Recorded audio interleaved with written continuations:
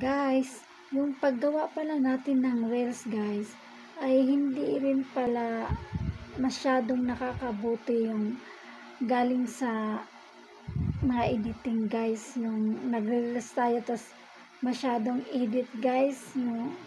Yung example lang yung nagawa ko nung nakaraan guys, na halos di ako makilala dahil sa edit guys.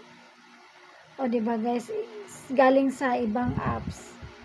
Tapos guys, mayroon akong natanggap sa notification na sabi, you can help people get to know you with a highlight reel that introduce who you are. O diba guys, create a highlight who you are. Tapos pag click ko yun guys, ay mayroon example na yun nga guys, hindi nakakabuti pala yung galing sa mga editing apps guys, na alam nyo na yun, yung galing sa ibang apps tapos ini-edit mo.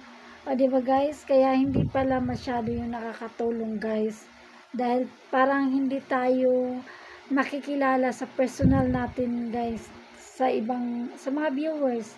Kaya mas mabuti talaga yung katulad parang ganito na hindi